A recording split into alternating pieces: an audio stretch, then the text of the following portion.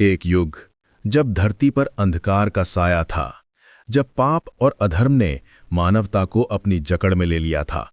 उस घोर अंधेरी रात में एक कारागार की दीवारों के पीछे एक भविष्यवाणी गूंज रही थी।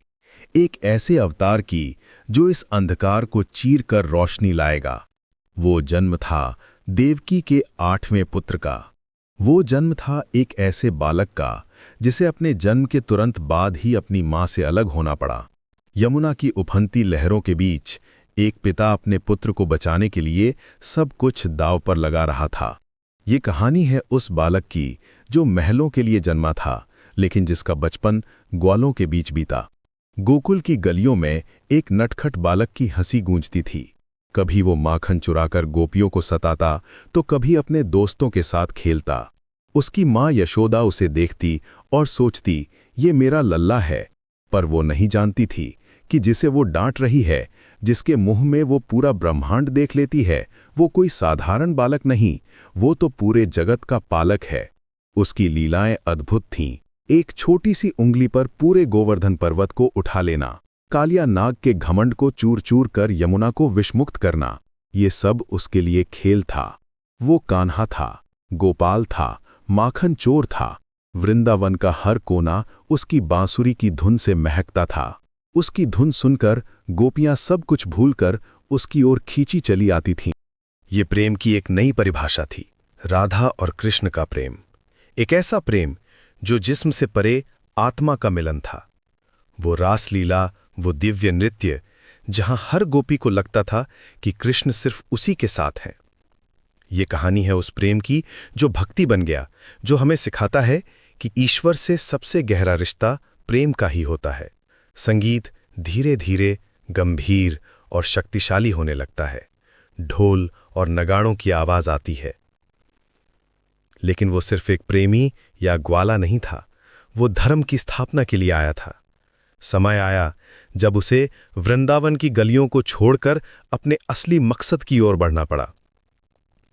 उसने अपने अत्याचारी मामा कंस का वध किया। उसने मथुरा और फिर द्वारका के राज्य को संभाला। वो एक कुशल रणनीतिकार था, एक न्यायप्रिय राजा था। उसने हमेशा सत्य और धर्म का साथ दिया।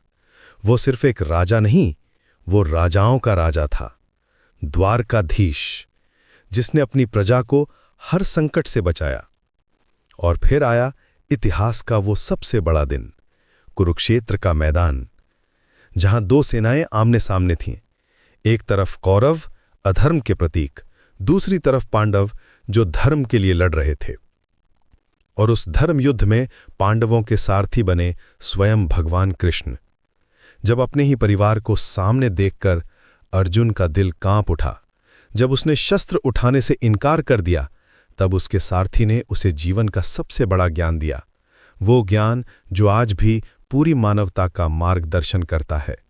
श्रीमद् भगवद गीता। संगीत दिव्य और शांत हो जाता है, सिर्फ एक गहरी गूंज बाकी रहती है। कृष्ण ने अर्जुन को बताया, तुम सिर्फ इस शरीर को मार सकते हो, आत्मा अमर है। उन्होंने अपना विराट रूप दिखाया, जिसमें अर्जुन ने पूरे ब्रह्मांड को समाया हुआ देखा।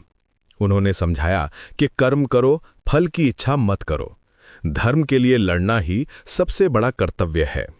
ये कहानी सिर्फ एक व्यक्ति की नहीं है, ये एक विचार की कहानी है, एक दर्शन की कहानी है।